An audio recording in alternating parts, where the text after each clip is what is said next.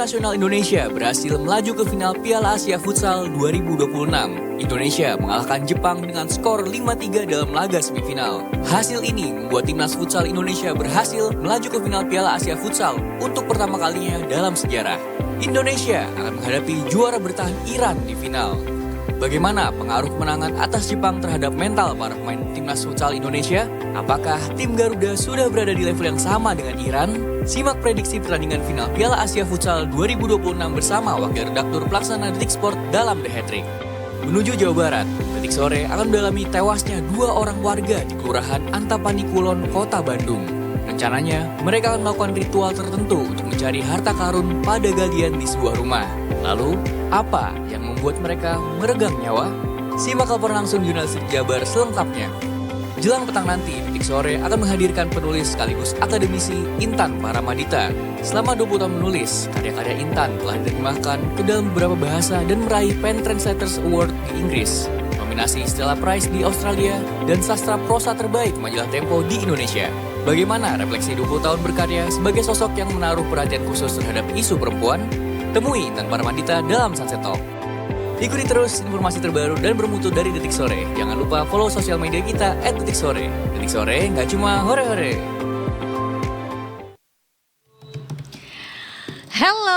Hello. Lo hari ini lagi dangdut banget ya. Epi.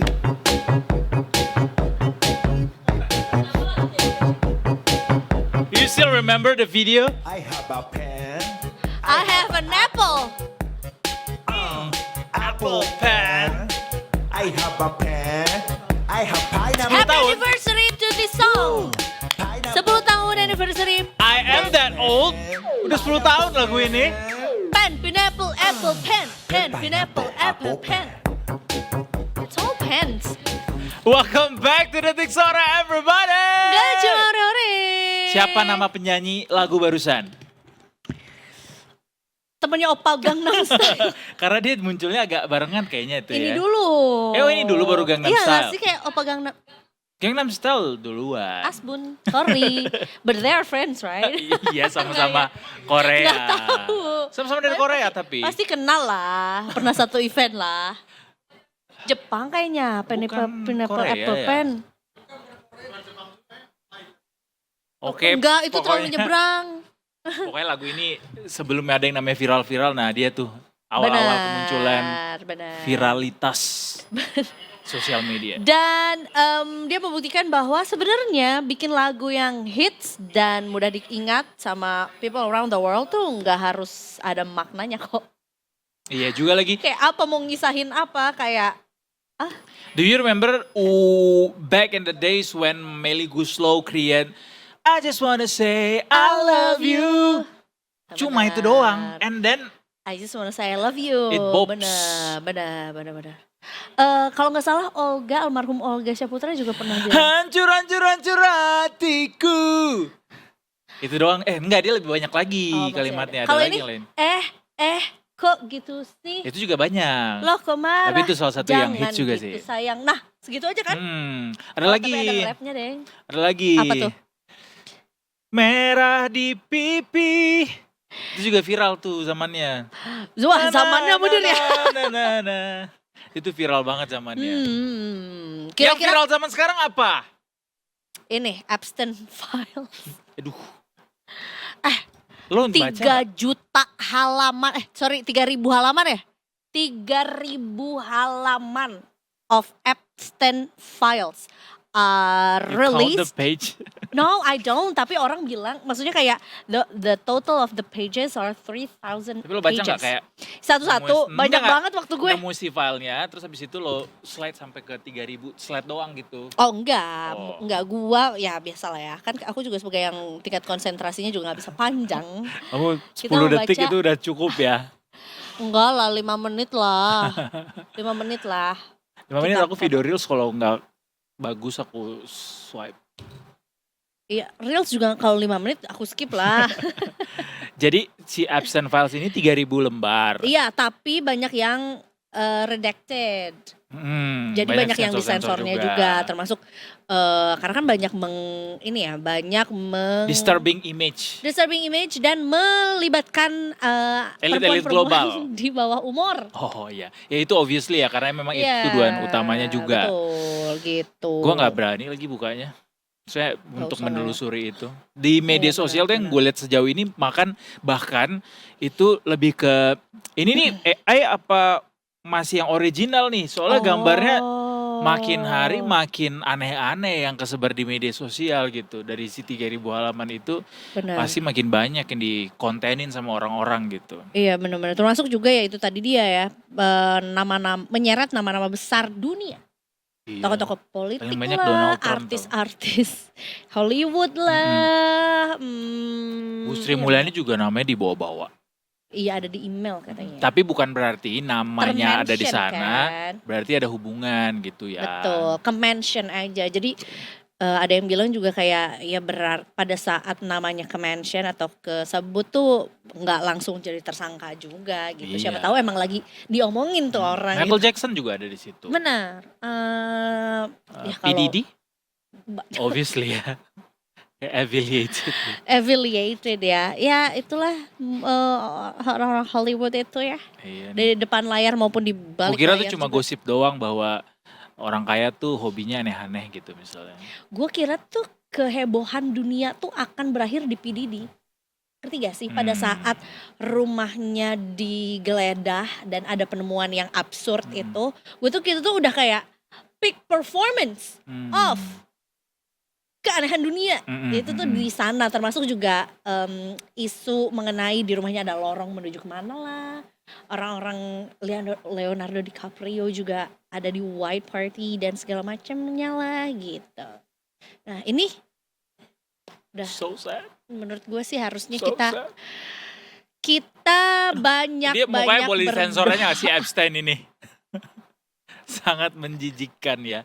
Terutama soal kasus-kasus lainnya juga di Indonesia yang kerap kali tuh kalau ditemukan tuh kayak bikin kesel gitu. Karena setiap kali misalnya ada aparat atau pejabat pemerintah yang melakukan korupsi, gue tuh ingat betapa susahnya kita tuh bayar pajak, Benar. bayar sanksi denda kalau kena tilang. Betul. Apalagi ya pajak Ini. lah most of the time ya kita Betul. bayar gitu. Ataupun juga mengingat di mana kebutuhan masyarakat yang mendasar pun sebetulnya belum bisa terpenuhi kayak saudara-saudara kita yang ada di Aceh atau di Sumatera juga soal Kemarin sanitasi. Yang di NTB tuh Ya Allah mau mandi tuh kebutuhan dasar banget guys. mandi ya Gitu. air. Air bersih, akses terhadap air bersih dan segala macam. Ini Bisa-bisanya.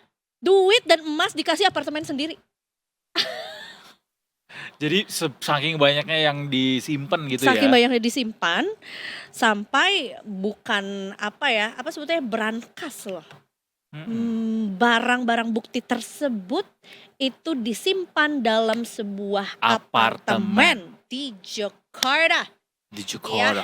Dan barang buktinya nggak cuman hanya dalam bentuk uang rupiah miliaran, tapi ada SGD, Singapore dollar, ada USD udah pasti juga, ada Japan yen ya kalau nggak salah, ada 3 mata uang asing juga, dan emasnya Kak Banyak. kilo-kilo, bentar, Masa sih? 2, berapa kilo ya? Buset. Wait. Ini soal pejabat bea cukai yang dibongkar kasusnya sama KPK itu bukan? Benar. Coba kita make sure lagi. Iya. Betul. Nah, bentar lagi dangdutan di handphone. Yang pasti yang dicatat nih sejauh ini Detikers sama KPK itu ada tren emas tuh jadi alat suap. Karenanya katanya harganya karena lagi tinggi, jadi bawanya mudah. Ini jadi sebuah pilihan gitu sama orang-orang. Udah dapat infonya? Benar. Oknum bea Berapa banyak? cukai sewa safe house khusus untuk sewa. Safe house, not Nah. even safe deposit ya. Nah, safe house tapi tulisannya adalah apartemen. Atau safe house-nya di apa? Tidak, Sama ya. pasti Sama saja ya. Men. Gitu kan. Jadi para oknum dari Dirjen Bea Cukai ini memang menerima suapnya itu dalam bentuk cash maupun Mhm. juga logam mulia. Benar nih ya. Oke. Logam mulia seberat 2,8 kilogram. That's huge. Oh, tapi ada 2 kali nih logam mulia seberat 2,5 kilogram atau setara 7,4 miliar. Bentar. Dan another logam mulia, mungkin beda jenisnya juga ya, seberat 2,8 kilogram atau setara 8,3 miliar. Itu yang disita, yang ditemukan di Yang SF House itu, betul. ya. Yang diamankan sama KPK. Wow. Masya Allah. Berapa 2 kilo berapa tadi emasnya? 2, kilogram dan 2,8 kilogram. Jadi ada 2 jenis logam mulia kan. Total berarti? Total 5,8. Hampir 6 kilo ya. 1 kilo sekarang harganya 2,8 miliar. Berarti dia punya duit masih kecil sih dibanding punya aku. Ya udah, karena ini semua sudah diamankan dan sudah ada 6 tersangka. Ya. Kurang lebih ya kita belum tahu sih, ini kan masih berkembang juga ya kasusnya. Tapi yang jelas ada 6 tersangka yang sudah ditetapkan juga. Dari Direktur Penindakan dan Penyidikan Direktorat Jenderal Bea Cukai sampai manajer operasional ada nih 6 orang yang dijadikan tersangka juga ya. Karena udah jadi barang bukti yang diamankan, kita nantikan juga barang-barang lelang dan KPK. Emasnya Berupa emas. dilelang gitu ya. Ya nggak apa-apa, harga jadi kan murah ya. jadi kas negara, kita dapatnya tetap halal. Habis itu dikorupsi lagi nggak? Jangan dong. Duitnya yang habis Gue dilelang. jejelin ke mulutnya itu ya. Gak boleh, kita harus tetap sabar Tapi sebagai WNI. ini bisa jadi pertanda atau alarm lah buat kita kalau misalnya teman kita tiba-tiba punya emas banyak, bisa jadi dia adalah tempat cuci uang dari kasus korupsi. Benar. Karena katanya emas ini adalah barang kecil tapi bernilai tinggi yang jadi salah satu modus penyelundupan atau inilah ya kasus korupsi sekarang gitu. Karena mudah bawanya. Mudah, katanya, disembunyikannya jadi mudah. 2,8 kilo ya masih bisa masuklah dalam tas lempang gitu ya. Benar. Nggak Atau jadi ketahuan barbel. tuh. Betul. Pilates. Atau masukin dalam tumbler gitu. Wow, Masih tuku. bisa tuh. Terserah. Jangan ketinggalan di kereta. Ya ampun, ini tuh sebenarnya adalah kasus suap menyuap berarti ya. Betul. Dari Dirjen Bea dan Cukai juga. Dan orang-orang yang jadi tersangka ini kan sebenarnya dari Dirjen sampai ke tadi ada manajer operasionalnya juga. Nah, kira-kira mungkin gak Kak berkembang sampai ke pemberi suap terhadap Mungkin aja. orang ini, ya kan? Sangat mungkin. Mhm. Kita titipkan kepercayaan kita kepada otoritas yang menangani ini supaya bisa dituntaskan sampai ke akar-akarnya. Benar. Supaya ya kita tuh bernegara ini kan saling bahu-membahu ya. Jangan Itu sampai dia. ada yang merenggut hak orang lain lah. Ini kan hak kita sebenarnya yang ditilep gitu sama mereka. Betul. Termasuk juga ini nih, sebenarnya udah diungkapkan juga ya sama KPK sendiri setelah mengamankan barang bukti juga. Ini totalnya sekitar 40,5 miliar Oke. katanya. Dan ini tuh memang berkaitan dengan suap menyuap importasi barang.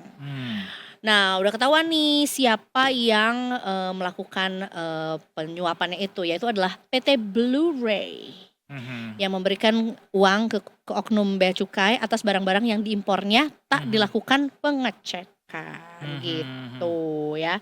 Jadi pemberian uang ini tuh dilakukan sejak Desember 2025 sampai Februari 2026. Oh, sebentar sebenarnya ya. 3 bulan dapat 40,5 miliar. Itu Oh, kalau waktu mau ini. dicuci enaknya ke bisnis apa? Risol. Risol. Kenapa risol? Risol isinya itu logam mulia. Ini ya apa namanya? Apa sih yang biasanya yang ditaburi emas di atasnya itu? Oh, Es krim gold flake itu gitu ya, kayak cake gitu ya. Iya, heeh. Ya selain emas yang juga jadi apa modus gitu untuk pencucian uang, juga kripto juga termasuk tuh Detikers karena sulit untuk dideteksi. Ngomong-ngomong soal kripto, ini juga lagi rame nih karena harganya lagi anjlok. Banyak investor kripto yang pada meringis gitu gara-gara ini apa-apaan ini? Harga saham anjlok, kripto anjlok, produser kita anjlok barusan juga. Ya, Kenapa tumblernya. sih ini semuanya dunia pada nggak ini fokus ya, kurang air putih Kita tuh gak mau kayaknya. ada kayak kamera ke backstage gitu kecil gitu, gak mau. Gak usah ngide nanti diain jadi susah ya. Balik lagi soal harga kripto, Ya. harga Bitcoin nih yang menjadi token paling populer sedunia dari deretan kripto lainnya, itu udah menyentuh level terendahnya dalam 16 bulan dan menguji level psikologis di level 60.000. Bahkan tadi sempat gua update sedikit, harganya udah di bawah 60.000 bahkan 53.000 apa 54.000 US dollar gitu. Ini udah rendah sekali, cukup rendah dan ini jadi level yang paling rendah sejak Oktober 2024 setelah dia sempat naik lagi kemarin ya. Atau sebulan sebelum Donald Trump memenangkan pemilihan presiden USA. Wow. Gitu. Kenapa dia bisa sampai turun? Iya, apa yang terjadi? Apakah Ini gara-gara ada aksi jual di pasar logam mulia dan saham. Jadi harga emas dan perak yang belakangan tuh jadi lebih volatil gara-gara aksi beli berbasis utang dan spekulasi berlebihan.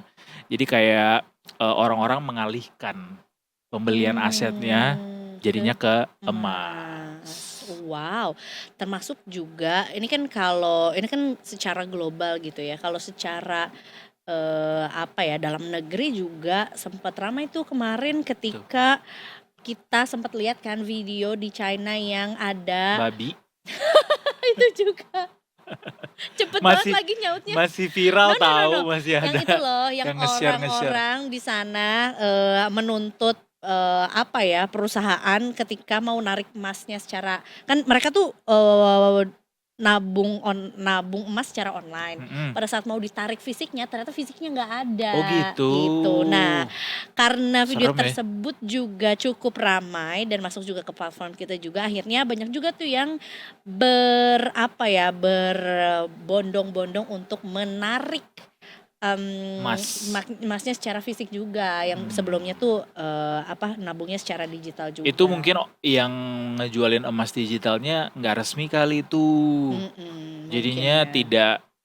tidak sesuai antara supply emas digital yang dia tawarkan dengan yang ada sebenarnya tuh nggak sesuai Benar, gitu. dan itu nggak boleh ya. Nggak boleh. Betul. Yang Walaupun di sini kan juga mungkin banyak juga yang kayak di China gitu bahwa mereka worry kalau nabung emas digital. Enggak, jangan worry kalau misalnya itu memang otoritas yang sudah mempunyai izin dan juga established. ada otoritasi Betul. dari Bapepti.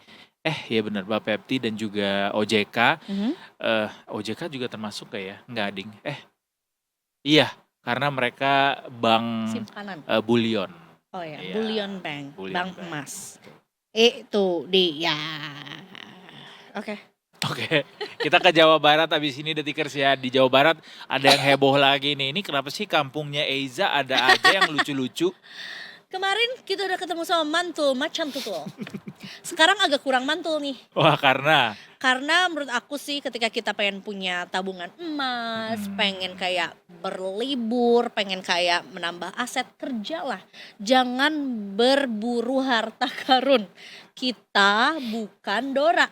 Iya kan? betul sekali. Itu sebuah pelajaran penting yang kita bisa ingat di hari Jumat yang sangat syahdu ini ya Detikers. Karena ini sebetulnya satu berita yang sebetulnya jadinya miris gitu ya. Karena ada korban jiwanya. Karena ada korban jiwa juga yang diduga memang melakukan kegiatan yang cukup di luar nalar juga untuk mencari harta karun gitu. Nanti habis ini kita bahas ya. Tetap di Detik Sore ya, Ya, cuma cuma hore-hore.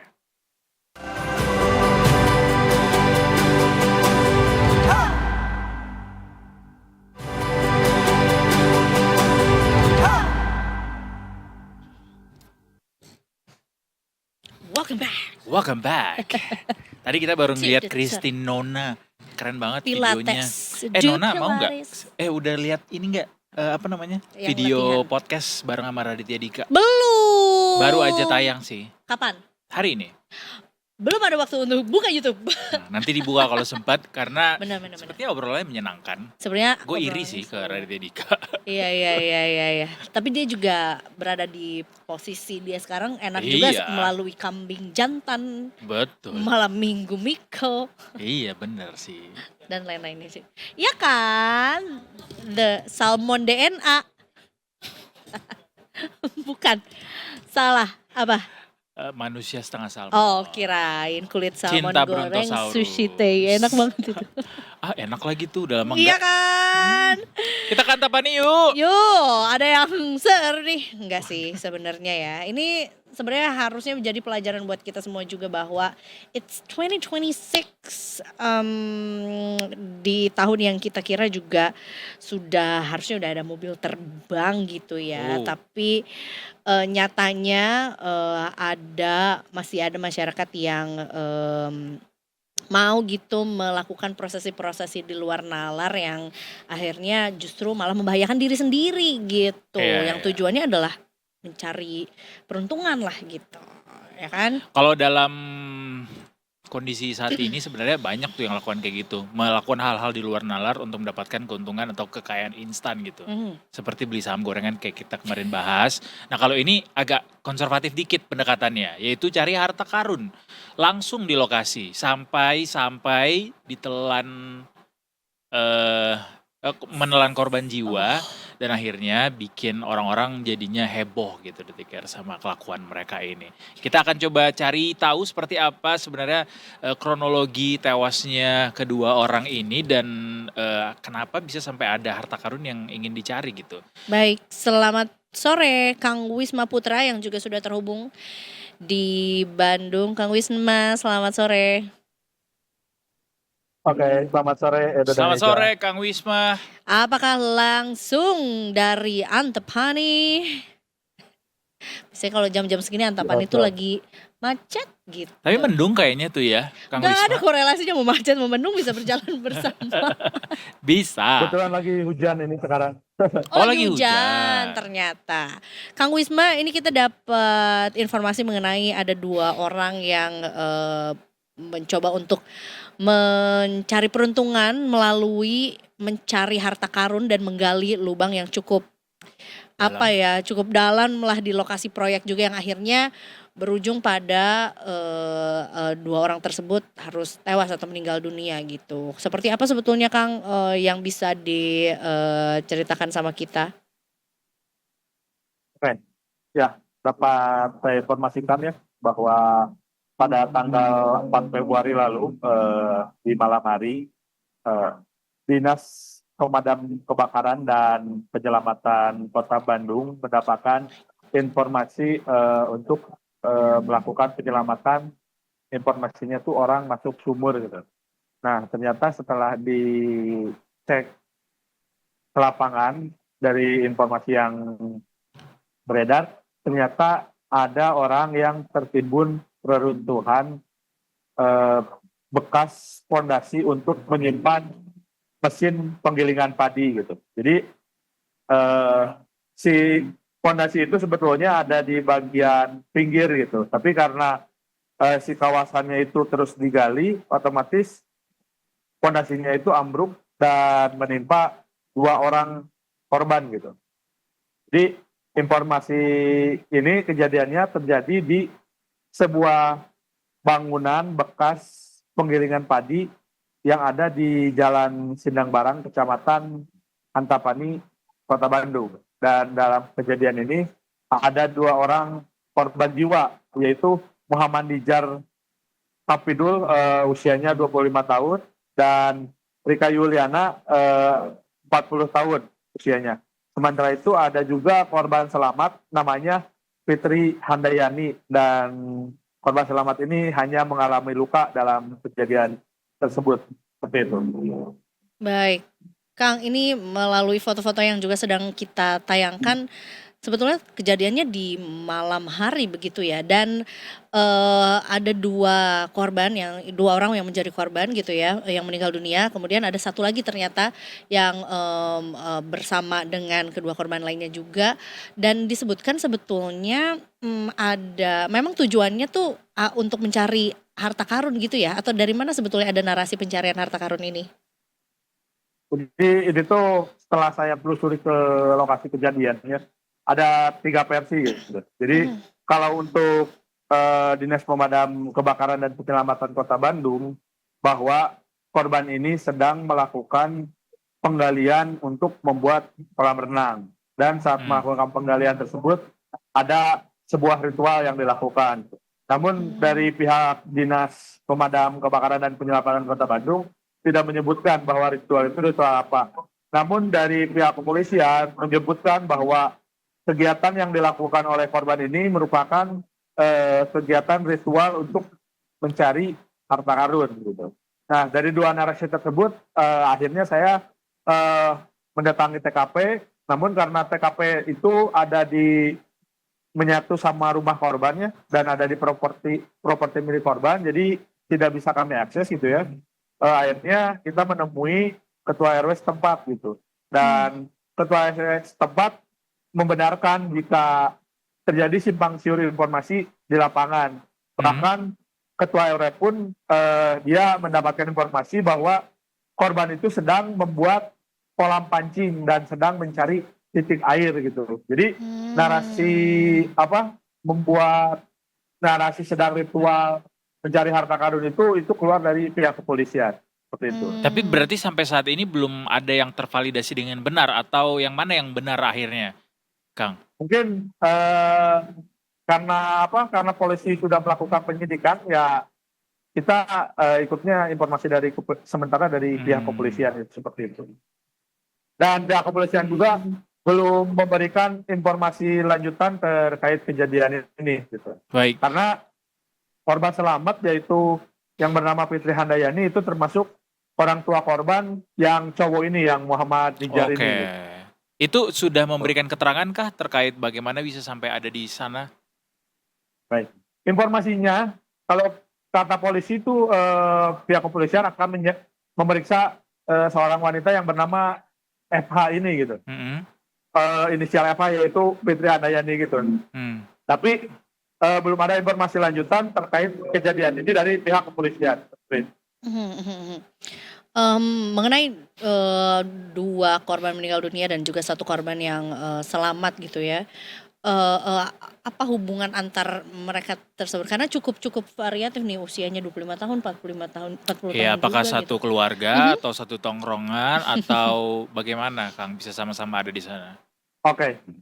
Kalau menurut ketua RW setempat, di dalam gedung bekas tempat penggilingan padi itu ada beberapa lubang gitu. Jadi lubangnya tidak satu, dan lubang-lubang tersebut itu digali sejak minggu yang lalu gitu. Oke.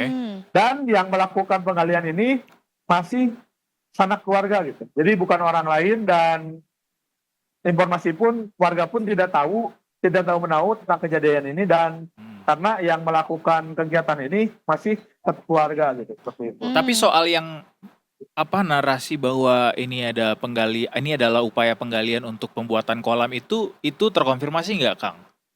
Nah, itu terkonfirmasi dari informasi dari ketua RW itu dari dari keluarga korban gitu. Kolam ini kolam apa yang Kolam mau pancing digali? ya? Kolam pancing. Informasinya kolam pancing kalau dari ketua RW. Oh. Tapi kalau dari Damkar informasinya ini akan membuat kolam renang gitu seperti itu. Oh, beda-beda ya? Iya, jadi ada Ya, 3 narasi jadi yang ada berbeda. Tiga narasi berbeda, betul. Kang, tapi mereka ini, para korban ini termasuk juga yang sanak saudara ini sendiri memang warga sekitar gitu dari Antapani Warga ini. sekitar. Oh. Cuman kalau melihat dari TKP ya ini nggak akan bisa dilihat sama orang luar gitu. Baik. Karena menyatu sama rumah korban gitu. Tepatnya tuh. Tapi kan ini sebetulnya juga gudang-gudang yang memang sebelumnya tempat penyimpanan Tempat mesin penggilingan padi. Tempat penggilingan padi ini juga pemiliknya juga Tempat orang lain penggilingan padi gitu. yang sudah tempat penggilingan padi yang sudah tidak digunakan. Jadi Betul. kemarin tuh hanya ada pintu besi gitu untuk menuju gudang ini, tapi itu tidak dibuka. Jadi Oke. lokasi ini lahan milik orang lain dong Iya. ya berarti? Enggak, lahan milik keluarga korban. Masih properti punya dia gitu. Oh. Berarti kolam yang mau dibuat itu adalah kolam sendiri dong harusnya? Iya. Iya. Cuman Oh. kalau untuk kalau secara normalnya gitu ya, sepertinya tidak mungkin kalau di dalam sebuah ruangan sudah tidak digunakan itu untuk membuat kolam gitu, karena ini posisinya tuh ada di belakang rumahnya gitu. Emang ini. infonya apa, Kang? Harta karun yang diduga ini akan dicari? Nah, sampai ke sana karena pihak kepolisian informasinya sedang menindaklanjuti kembali dan menggali keterangan dari yang korban yang selamat tersebut gitu seperti itu. Baik, ya masih didalami juga oleh pihak kepolisian ya. Apakah ada Betul. kemungkinan apa pencarian atau ada saksi baru gitu dari hal ini? Mungkin Kasus. karena untuk membuat sebuah lubang yang cukup dalam ya hampir 2 meter dan lubangnya itu tidak bentuk kotak besar gitu. Jadi hanya kecil-kecil lubangnya tuh, cuma dalam Isi. gitu. Nah, pas itu tuh pas yang waktu korban tertimbun tuh si lubangnya tuh udah mepet ke pondasi bekas tempat menyimpan mesin huler gitu. Nah, otomatis karena di dalamnya terus digali, si pondasi ya gagal pondasi Ambruk. otomatis ambruk gitu. Seperti Jadi itu. sepertinya digalinya pun tidak beraturan gitu ya, sehingga Betul. disangsikan gitu bahwa ini adalah penggalian untuk pembuatan kolam itu Kolam, sendiri gitu, belum iya. lagi Iya. lokasinya yang agak janggal gitu. Iya. Tapi Soalnya berarti udah bentuknya udah seperti letter L lah seperti itu gitu. Oke. Jadi kan kalau bikin kolam ya udah kita bentuk persegi panjang atau kotak gitu ya. Iya. Nah, kotak besar atau persegi panjang besar gitu ya. Ini enggak, hanya kecil-kecil gitu si Iya. lubangnya tuh gitu. Tapi Kang yang kemudian akhirnya membuat laporan sampai akhirnya ada tim damkar ke lokasi itu siapa Kang? Masih keluarganya juga gitu. Oh. Karena sebetulnya tuh informasinya tuh proses evakuasi juga sempat dilakukan oleh anggota keluarganya gitu. Tapi mungkin karena tidak mampu akhirnya melaporkan kepada damkar gitu. Jadi Kang, berapa lama mereka sudah tidak bernyawa ketika ditemukan di dalam itu? Nah, informasinya damkar itu tiba sekitar jam 8 malam. Nah, si korban yang tertimbun itu informasinya dapat dievakuasi itu setelah berganti hari sekitar jam 1 dini hari. Wow, cukup membutuhkan proses juga ya, karena tadi juga sebetulnya di Betul. video yang ditayangkan juga sampai memerlukan alat khusus dan juga Betul. ada ya banyak gitu personel damkar yang terlibat gitu untuk mengangkat debris lah atau tanah ataupun bebatuan gitu ya. Oke, karena itu betonannya tuh cukup besar juga bisa dilihat dari Iya, foto iya, itu, ya. Dan yang di bawah beton itu ya itu korban tertindih. Dan Jadi sejauh tertindihnya tuh tidak hanya sama betonan, sama tanah juga. tanah juga. Jadi dia naikin tanah gitu. Nah, yang si beton ini itu tuh posisinya ada di paling pinggir. Ya mungkin karena tanahnya udah habis dikeruk, otomatis jatuh gitu seperti itu. Jadi penggaliannya juga tidak dilakukan secara baik gitu ya, maksudnya mitigasi Betul. risikonya gitu. Terlihatnya seperti memang ingin mencari sesuatu gitu. Betul, betul. Dan sampai saat ini pun masih jadi misteri begitu ya, apa sebenarnya yang Ya. dicari gitu. Iya betul, seperti itu. Ya sudah, baiklah kalau begitu. Terima kasih banyak Kang Wisma sudah ngobrol bersama dengan kita juga. Selalu ada Iya. cerita dari Detik Jabar ya, dari Kota Selalu Bandung ada. ya. Selamat weekend Ya. kalau gitu. Seru nih Oke, weekend di Bandung. matur nuwun Aden Haji. Terima kasih Selamat Kang sore, Wisma. selamat bertugas kembali. Kopi Siap. Moyan sih. Kopi Moyan lagi gue. Kopi Moyan tuh seru kalau cerah Kak. Kan Bandung outdoor. Iya. Kan Hujan. Bandung hujan terus ya. Iya. Gak apa-apa sih. Soalnya Moyan is a Sundanese term, Sundanese word for sunbathing. Oh gitu. Iya, Moyan tuh kalau jemuran gitu. Tapi bukan kita berjemur. I see. Berjemur Oh gitu. gitu. Makanya kayak lah Moyanan yuk gitu. Moyan ya udah Moyan yuk. Oh nggak pakai an ya. Nggak Moyan juga nggak ya Moyan Nggak aja sih. Moyan, gitu. Moyan wae. Nuju naon nuju Moyan. Ujun Moyan. Gitu. Jadi makanya kurang oke ketika hujan Oh, atau iya, mendung. iya, Moyannya iya, iya. pakai apa? Terus apa dong yang enak di Bandung? Ini luar biasa ya, kita dari harta karun yang menelan korban jiwa, kemudian kita nyari kuliner gitu di Bandung. Banyak karena bentuk harta karun juga kan macam-macam, termasuk ya kuliner-kuliner yang not so hidden ya Iya. di Kota Bandung gitu. Menurut gue sih Hujan-hujan. sate kulit, aduh sehat banget. Gak apa-apa deh, biarin terserah. Serayu, Cuanki Serayu cuangki. tuh. Iya. Terus sate Kuah kan kulit itu. Ciamplas. Sate kulit tapi kan nggak ada kuahnya, kurang asik Oh, dong kalau kuah. hujan-hujan. Kuah sate Maranum. Sop konro, tapi itu Custom jadinya ya jatuhnya ya. tapi di Bandung dia top notch gitu. Oh iya? Karena gue kan belum punya waktu untuk ke Makassar. Ya Ya ya. kan? Nggak apa-apa lah ya. Yang penting Ada dia es di Bandung Palu top Butung. notch gitu. Jadi walaupun konro bukan dari Bandung ya udahlah nggak apa-apa. Sama kayak mau nyari palu basah tuh biasanya ke Kelapa Gading. Karena di sana tuh signature-nya. Nah, di kalau Kelapa itu nggak Gading. apa-apa hujan-hujan, tanggung basah. Nggak gitu juga. Kita sudahi berita Nusantara yang cukup unik dari Iya. Jawa Barat. Kita menuju ke segmen lainnya Detikers. Habis ini kita mau apa juga terserah kita dong. Yang pasti hari ini kita punya editorial review akan bahas soal timnas futsal Indonesia yang saat ini sudah mencapai final di Piala Asia for the very first time. Nggak mau kalah sama cabang olahraga kakaknya yaitu adalah sepak bola, Sepak ya bola. kan. Futsal juga ini prestasi baru lah ya. Pecah Pertama rekor kalinya gitu mencapai juga untuk final. tim futsal Indonesia. Kita bahas habis ini, oke? Prit. Jangan kemana-mana, masih di Detik Sore. Gak cuma ore.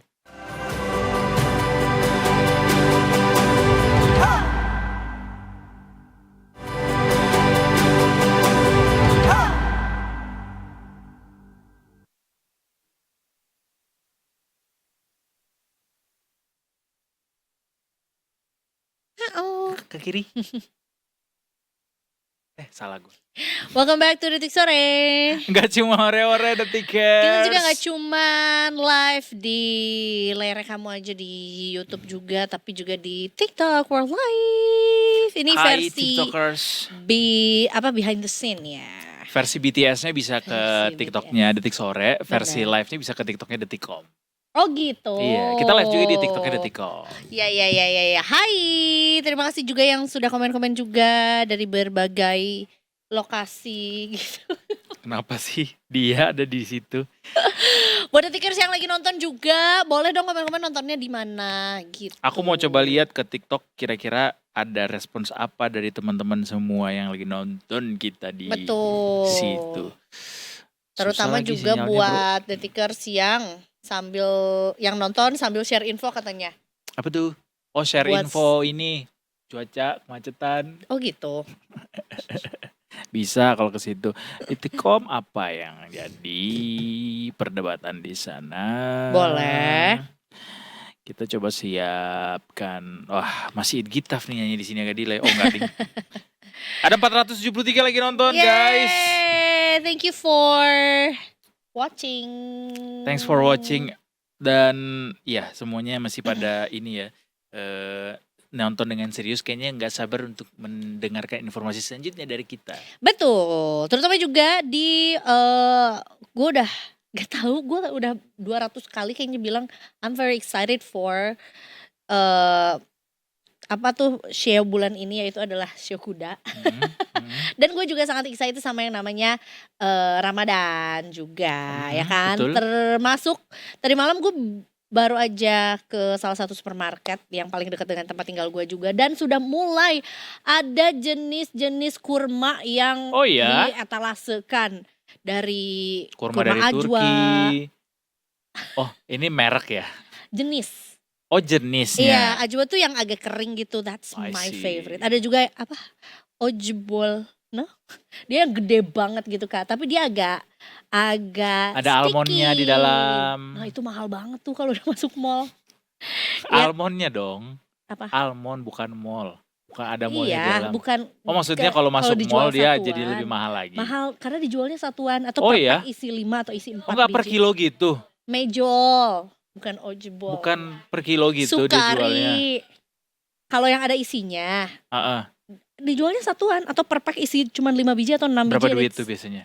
per piece-nya. I found one yang kayak kurma isinya tuh kayak cream cheese, habis gitu pistachio apa segala macam. Oh iya betul. 60.000. Hah, per piece? Ya ampun, kaya Kata banget tuh gua negara. ya kan? Iya.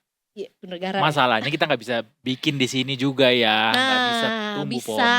bikin aja di rumah. Kita belinya kurma yang pack aja, yang biasanya dijualnya tuh per 500 atau 1 Oh, kilo. isinya kita masukin sendiri. Sendiri, di-slice sendiri, beli cream cheese Oh iya lah. bisa. Atau sebenarnya kalau mau lebih hemat itu adalah keju lembaran juga udah enak Jadi yang banget. bikin mahal itu si isinya, apa si Iya, kurmanya ketika dia jadi 60.000 per piece. semuanya kayaknya ya.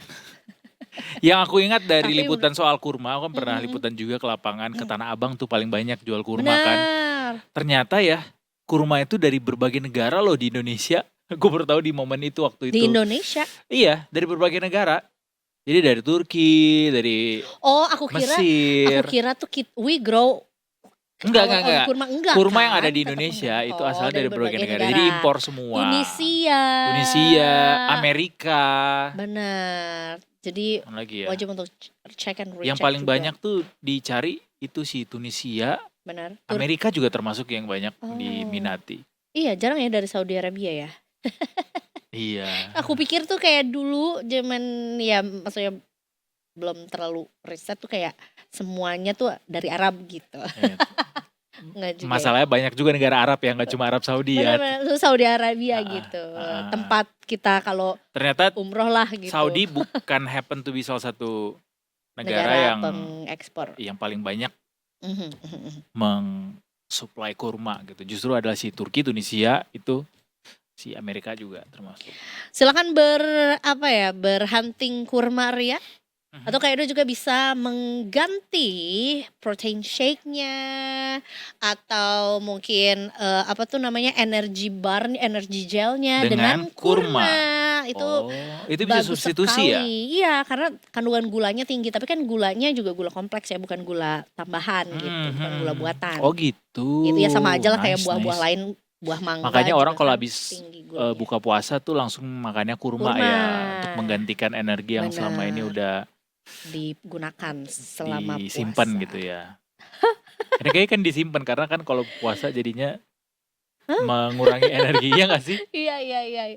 Dan salah satu hal yang menurut aku gak tahu ya, lumayan gemes gitu ya, adalah sunahnya tuh Rasul tuh makan kurma tuh 3 atau jumlah Oh yang ganjil ya, aku juga gitu. gitu. Nah, tapi kalau ganjilnya adalah 211 sih kenyang sampai lebaran Itu ya. bukan kenyang lagi, gak masuk UGD habis itu.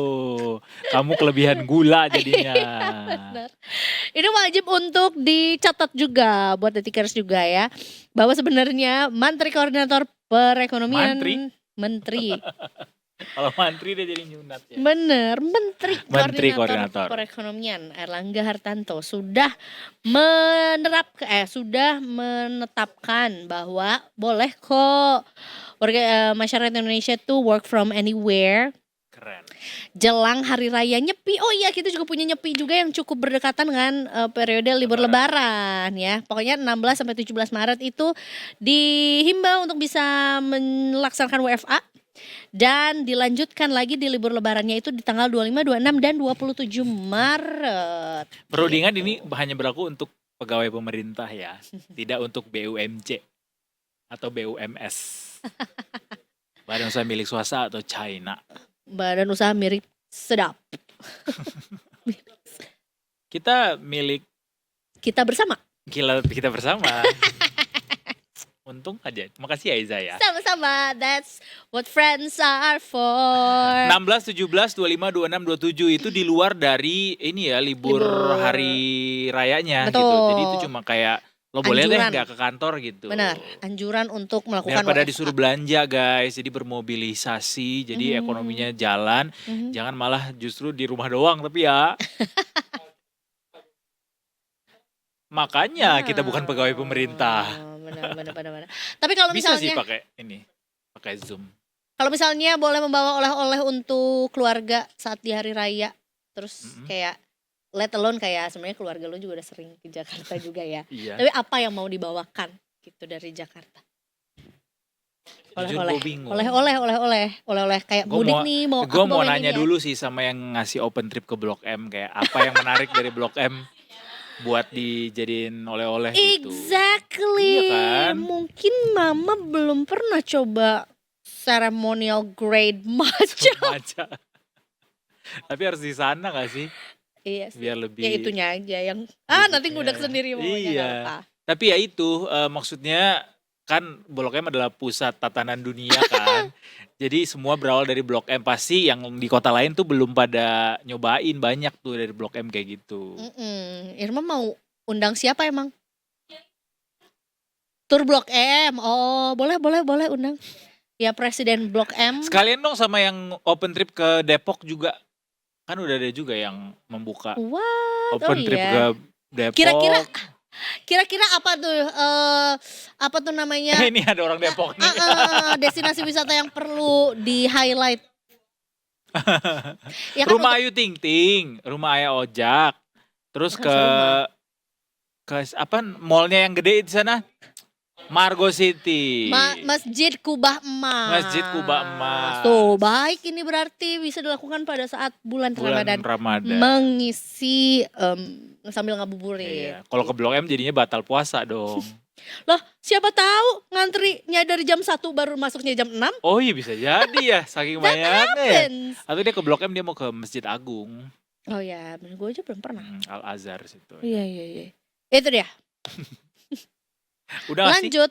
Kita ke itu stasiun Depok salah satunya. Depok, stasiun UI, stasiun Tanjung Margo Barat. City. Makanan khasnya Depok apa Kak? Makanan khas Depok. Asinan. Nasi kuning. Emang Yellow nasi rice. kuning ada Depok ini. Nasi kuningnya Depok tuh spesial banget. Soalnya kuningnya kuning langsat. Kita break dulu. Ya, it might be. Ya. Let's go. Aku mau kasih satu berita lagi deh. Boleh. Kita nggak jadi NTMC ya? Kan itu kita mau futsal ini. Oh di akhir dulu. Tadi kan Oh. soalnya sempat ada mau laporan NTMC. Boleh ya. guys. Ya udah kita ke editorial review alias The Hat Trick. Habis ini karena ada rekor tercipta di tim nasional futsal kita yang pertama kali menembus partai final di kancah Asia. Kalau ASEAN kita udah pernah 2 kali juara. Betul, di kancah Asia it's even bigger ya. Yeah. Makanya sebetulnya juga perlu diapresiasi dan kita bahas juga seperti apa perjalanan ke depannya juga untuk tim futsal nasional Indonesia. Habis ini di The Hat Trick tetap bersama kami di Detik Sore. Cuma ore-ore.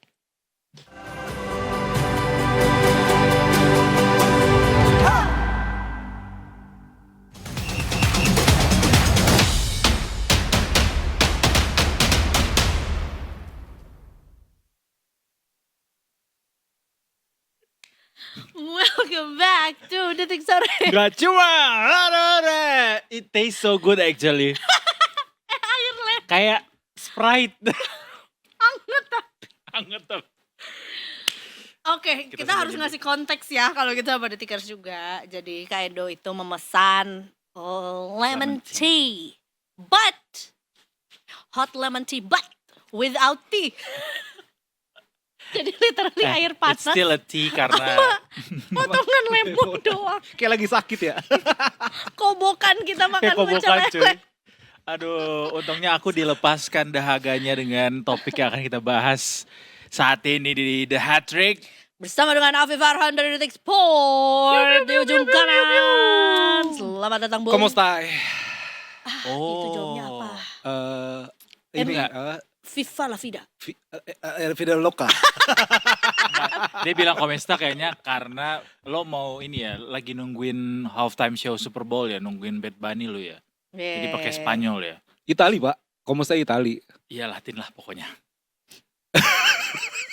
Kan iya Latin sih. Itali Latin. Itali juga, Latin, ya. Spanyol Latin. Bener. Iya betul. Amerika juga Latin. Ini ngomongin soal Italian numero uno, our futsal team. Futsal itu bahasa Inggris apa sih? Futsal. Futsal ya, emang futsal. Itu dari kata, Oh. itu dari bahasa Spanyol juga, foot asalnya apa gitu. Pokoknya Asal. intinya, intinya sepak bola dalam ruangan. Ya. Indoor, footdoor. Indoor, kan dalam ruangan. Iya, kenapa nggak footdoor? Kalau footdoor, kaki pintu. Benar ya. Tapi kita almost menjadi numero uno. Karena berlaga di Piala Asia Futsal 2026 kita akan ke final. Top. Mari kita kasih standing applause. Weh. Because it's a history, guys. Aku nggak berdiri ya, karena aku berdiri duduk sama aja. Berdiri sama duduk di jinjing. Ah, Ya itulah. kita mau cari tahu dulu soal tim futsal, timnas futsal kita juga ya, yang lagi berlaga di Piala Asia Futsal 2026 juga gitu ya. Apa sebetulnya yang kita perlu tahu fakta-faktanya juga soal timnas kali ini, dan maksudnya tanpa ini ya, maksudnya tanpa mengurangi rasa bangga kita juga, kok bisa kita langsung melaju ke final gitu. Iya, jadi pertama ini sejarah kita timnas futsal Indonesia pertama kali menembus ke babak final, bahkan sampai semifinal juga udah sejarah sih. Kita tuh pencapaian terbaiknya perempat final kalau nggak salah. Oh Itu iya, tahun not even 2000. semifinal. Enggak, itu tahun 2022 kalau nggak salah kalah sama Jepang. Tapi kita nembus semifinal, terus kita nembus final juga. Pertama kalinya kita di final dan ya pertama kali juga kita punya kans untuk juara gitu. Kan kita lawannya Iran kan. Kita lawan Iran yang notabene-nya adalah emang raja terakhir sih. Ini kalau di game nih beneran raja terakhir nih Iran. Oh ya? Karena Iran punya 13 trofi juara Piala Asia Futsal. Ya, the most successful. Paling banyak ya, dia paling sukses. Yang sukses kedua itu Jepang yang kita kalian kemarin tuh cuma 4 kali. Oh, Iran oke. itu kalau nggak salah 16 kali masuk final, 13 kali menang. Wow, sisanya tuh diambil sama Jepang tuh Iya, yang juga iya, punya iya, Jepang. 4 piala Ah, itu dia. gitu ya. Tapi akhirnya juga ini ya, berarti kita bikin very big leap gitu dari prestasi terakhir kita which 8 besar, dan sekarang ngebut banget loh Iya, gitu. sampai ke Apa final. yang jadi catatan atau yang berubah gitu? Ya sebenarnya bisa dibilang memang futsal kita berkembang pesat sih dalam beberapa tahun terakhir gitu. Khususnya dengan kedatangan pelatih baru kan, Hector Souto. Souto. Orang Spanyol dia, kelahiran 1981. Hah? Sodo. Sodo. Kalau Cinta Laura bilang Hector Sodo. Sodo. Kalau dia orang Makassar, Hector Choto. Makasih Pak. Enggak, Pak. Jadi kedatangan Mas Hector ini kan, kedatangan Hector ini ya bisa dibilang memang membawa angin segar ya. Walaupun sebenarnya sebelum ada Hector, pelatih Jepang yang kemarin sama timnas futsal Jepang itu dulu pelatih kita juga sebenarnya. Dan memang fondasi kita udah kuat sih. Jadi fondasi futsal Indonesia tuh udah kuat. Terus ya Hector datang 2024 langsung bawa juara Piala AFF. Oh baru 2 Baru- tahun, baru 2 1 tahun. tahun bahkan hitungannya ya. Ya udah bulan 2 tahun lah hitungan. Genap. Ya genap lah. Pokoknya dia 2024 Piala AFF, terus SEA Games kemarin kita ngalahin Thailand 6-1, ngalahin tuan rumah di final, dan sekarang ya ini trofi ketiganya begitu. Walaupun memang ini bukan perjalanan yang singkat dengan bersama Hector aja, tapi sebelum-sebelumnya tuh timnas futsal kita tuh udah memang fondasi tuh udah kuat banget lah. Pak, walk me through dari awal ketika kompetisi Piala AFC ini digelar ya untuk yang tahun ini. Kita kan tiba-tiba aja nih kita menyaksikan bahwa timnas futsal kita udah sampai final gitu. Nah, kita boleh nggak dikasih gambaran seperti apa sebenarnya ketika di awal timnas futsal ini melaju ke Piala AFC dan apakah memang seberapa jauh kita bisa bermimpi saat itu untuk berlaga di AFC ini? Sebenarnya kalau ngomongin futsal tentu beda sama sepak bola ya. Walaupun bisa dibilang futsal ini adik kandungnya sepak bola gitu kan. Sepak bola ruangan yang 11 orang begitu kan. Dan memang perhatian masyarakat Indonesia tuh sebenarnya di futsal nggak terlalu seheboh dengan sepak bola yang luar Sepak ruangan bola lah, lah, ya. sepak bola lah gitu kan. Tapi memang sebenarnya futsal Indonesia sendiri itu tadi gue bilang berkembangnya tuh memang sangat sangat bagus begitu. Dalam artian kalau ngomongin futsal sebenarnya lapangan futsal di Indonesia tuh banyak, ada ribuan malah. Dan banyak juga yang berstandar FIFA sebenarnya. Oh. Dan futsal lebih dalam tanda kutip lebih murah daripada sepak bola untuk mengembangkan olahraga Setuju. itu ya kan. Iya, Karena kan ya lapangan juga nggak gede-gede banget begitu. Terus habis ngumpulin itu orang nggak harus banyak banyak, banget. iya, dan memang liga-liga mahasiswa, liga-liga di sekolah-sekolah tuh banyak juga untuk futsal begitu. Iya.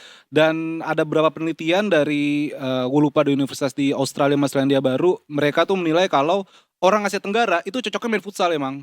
Oh gitu. Karena memang lapangannya lebih kecil gitu kan, yang dibutuhkan cuma umpan-umpan pendek, habis itu sama lari udah gitu. Kalau untuk lapangan gede itu susah gitu. Itu ada studinya juga ternyata. Dan Jadi ketika secara appearance fisik juga lebih cocok gitu. lebih hasilnya. cocok, dan ya ketika futsal ini kan ya sebenarnya kita udah berapa kali juga ikut di Piala Asia Futsal begitu. Kayak kita udah 8 kali berapa kali ikut gitu, walaupun ya memang belum pernah juara sih. Ada target nggak di awal ketika kita masuk ke AFC tahun ini? Apa?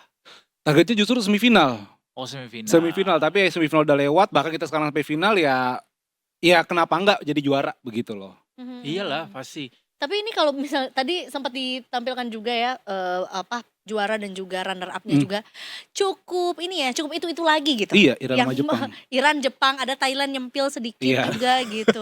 Jadi ini big chance untuk nama kita featured gitu ya Iya. di Walaupun ya perlu diketahui adalah Iran itu kalau nggak salah di peringkat futsal FIFA itu nomor 5 dunia Iran. Kita nomor 26 atau 24 gitu. Tren futsal kita tapi emang lagi bagus kah Di atau Serapa kayak Padel. apa? Di Serapa Nah Padel. kayaknya nggak bisa tuh Za. Kan Walaupun kayak padel Proto lagi, karena futsal tuh udah marketnya sendiri dia. Oke. Iya nggak sih? Soalnya yang gue ingat dulu tuh waktu masih zaman sekolah, timnas futsal kita tuh sempet jadi macan Asia ketika di Iya. 2010 apa 2000 Iya. ya sekitar segitulah. Bahkan di level klub juga ASEAN, ibaratnya Liga Champions Asia Futsal lah. Kita kan berapa kali Oh, masuk, iya. berapa kali Oke. masuk di situ. Dan cukup banyak juga sebenarnya liga-liga kampus Iya. yang kelas nasionalnya gitu ya, yang tingkat nasionalnya juga. Bukan nasional ya, iya. Dan memang di federasinya juga bener-bener bagus sih. Jadi itu federasinya kalau nggak salah itu pertama kali 2006 futsal. Masih baru sebenarnya 2006 dan ketika itu adalah Pak Haritanu Sudibyo yang jadi ketum federasinya dan memang beliau yang benar-benar mengembangkan banget futsal sampai sekarang ini termasuk Coach Justin kan pernah jadi pelatih futsal juga kan.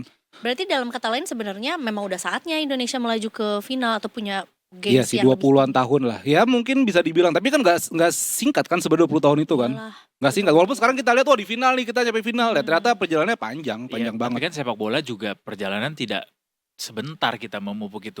Ini yang jadi pertanyaan kemudian, apa yang membuat sepak bola kita kurang berprestasi sementara futsal kita bisa cetak prestasi terus gitu? Satu hal yang ini bisa dibilang percaya nggak percaya ya, tekanan sebenarnya sih. Maksudnya kalau di bola kan tekanannya Politik. besar banget.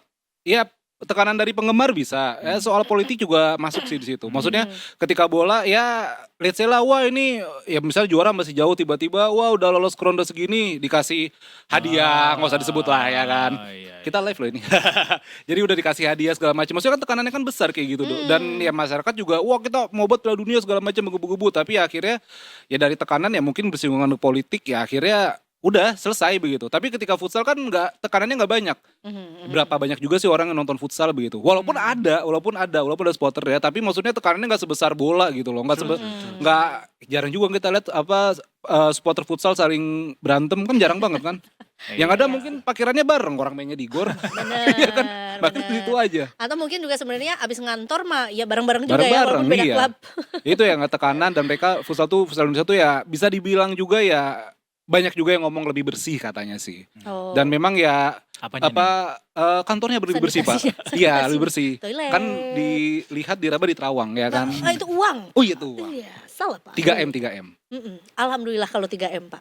Di Kalau kemarin yang menutup, ditemukan mengubur. 40,5 M Bukan dalam waktu 3 bulan. Obat nyamuk itu Oh, salah. demam berdarah. Nah itu jadi dia bisa dibilang federasinya juga lebih liga kita ada liga futsal kok ibaratnya Liga 1, Liga 2, terus Liga Nusantara, Liga 2, terus Pro jalan Pro semua League ya? itu jalan semua. Putrinya juga? Timnya nggak banyak, putri juga jalan juga sih.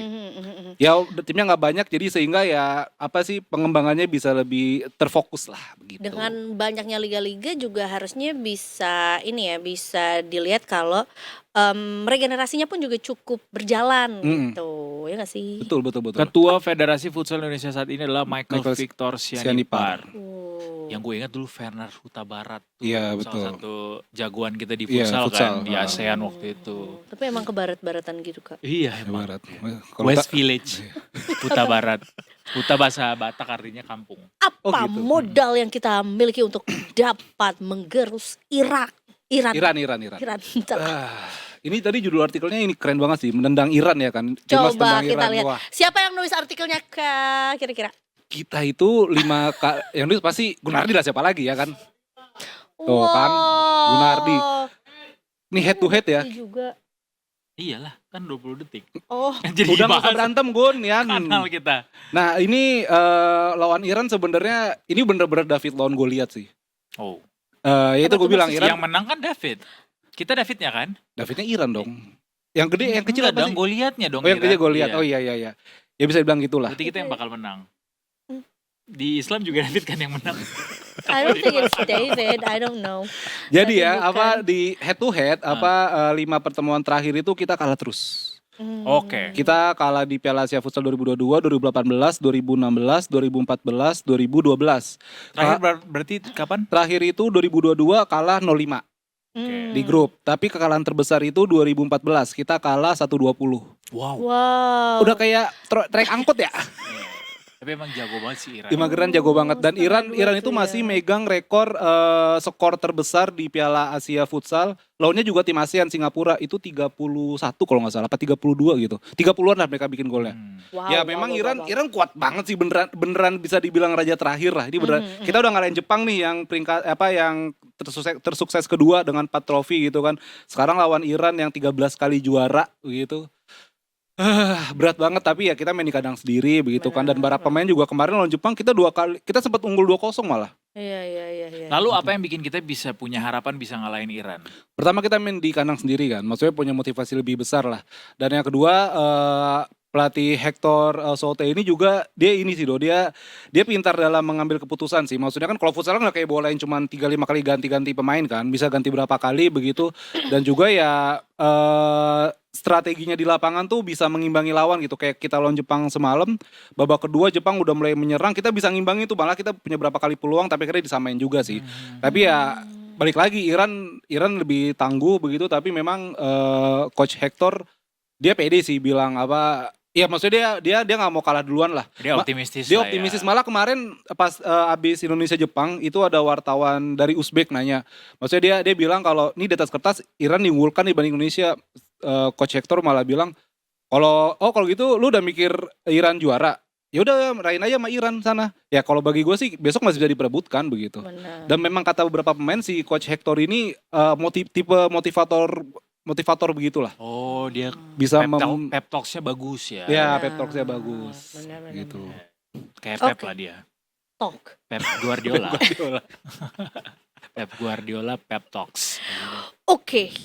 Kapan kita akan bertanding Besok. dengan Indonesia Arena Sabtu Oh, jam di 7 Indonesia malam. Arena ya? Indonesia Arena. Kita kan tuan rumah emang tahun ini. Oh. Jam 7 malam. Nah itu pas banget tuh jam 7 malam ada futsal sama big match juga MU Tottenham. Big Liga match. Inggris. Ya. Iya, jadi banyak tontonan besok The Tickers. Banyak tontonan. Eh, Jam 7 kita nonton, kita kasih dukung dulu tim futsal nasional kita, ya kan. Habis itu lanjut MU Setengah Tottenham. 8. Ya 2 layar lah TV-nya. Kayak trading. Santai aja, satu dari HP, satu Oh, iya, dari iya, iya, iya. laptop. Bisa. kalau apa namanya futsal gini ada top scorer juga gak sih?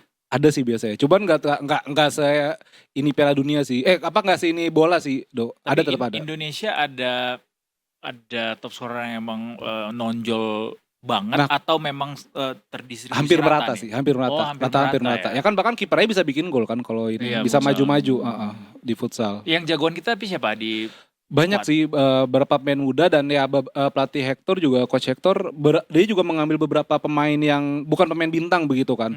Tapi dia tegas, dia tipe pelatih yang tegas yang memang dia beneran kalau ngeliat pemain tuh ya lu bisa atau enggak begitu ya. Lu terlepas nama besar, lu pemain bintang enggak bakal dipanggil sih. ada naturalisasi nggak kita?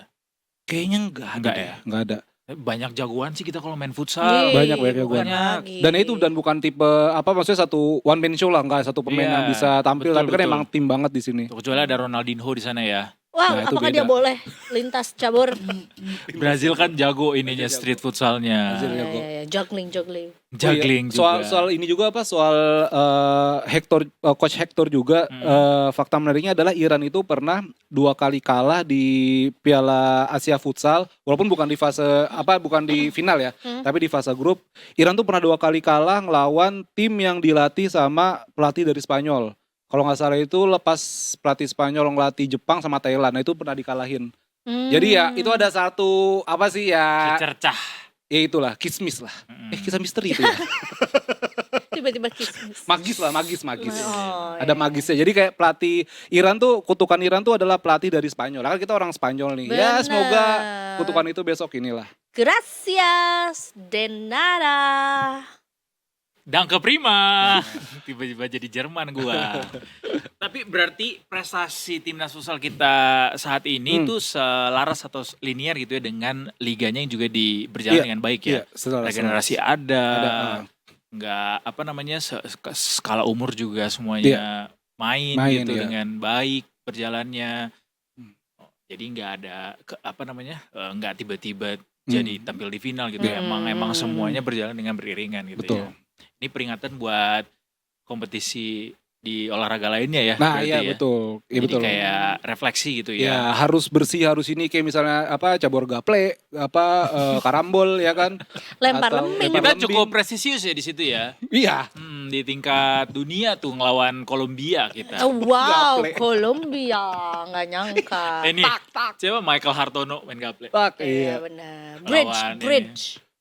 lawan Papa Hector dari Kolombia. Colombia. Oke. Gitu Apalagi yang kita harus tahu juga dari dunia sepak bola atau olahraga lainnya. Ya kalau dari bola sebenarnya banyak banget berita-berita menarik sih, kayak itu drama Ronaldo di Arab Saudi itu. Kenapa dia? Ronaldo baru foto sama Al Ghazali. Ronaldo yang mana nih? Cristiano lah. Oh gitu. Mm-mm. Oh baru foto dia. Oke. Iya. Eh, Tapi AI kayaknya deh. Karena dia ada tulisan lagi one day di Iya, bawahnya. zaman sekarang susah sih kalau iya, gitu ya. Ya kalau Ronaldo lagi ini mogok main. Karena timnya Al Nassr nggak beli banyak pemain bintang gitu. Makanya dia kayak gue gak mau main lagi lah. Padahal gaji dia cukup tinggi sih, 3 triliun per tahun. Kenapa kalau bintang tuh suka wow. mogok ya? Nah itu Pak. Dia karena kayak aku mau disandingkan dengan pemain-pemain yang selevel. Nah itu kayak dia aku, mau gitu. timnya beli banyak pemain bintang biar juara, karena belum juara kan dia sejak 2023 di Al Nassr kan. Sementara rivalnya tuh beli pemain banyak lah, kayak Al Hilal yang lagi muncak klasemen beli Benzema begitu kan. Tapi Efisiensi kali. enggak sih, di Arab enggak ada efisiensi kayaknya. Oh, money bro di sana bro. Nah tapi kasus Ronaldo ini berkembang jadi pemerintah lawan Ronaldo, jadi pemerintah Arab Saudi, karena mereka nggak suka juga. Iyalah. Karena kan Main dong lo gitu. Nah, itu Jangan udah atur-atur digaji ya, 3 triliun per Iya. tahun. Itu belum bonus loh. Udah gua kasih Rolex juga lu tiap bulan Iya. katanya. Oh. Iya, Arab banyak bisa Rolex kasih apa ya aja. di sepak bola Ya. itu Kasih ya. pulau juga. Oke. Jangan lupa baca Detik Sport lah, banyak. Baca Detik Sport karena minggu ini juga banyak sekali pertandingan-pertandingan besar ya di sepak bola maupun di olahraga lainnya. Betul. Jadi selalu update di Detik Sport. Tapi boleh nggak kita update traffic juga, Ivi? Boleh silakan. Kalau Nah. traffic kita update-nya ke?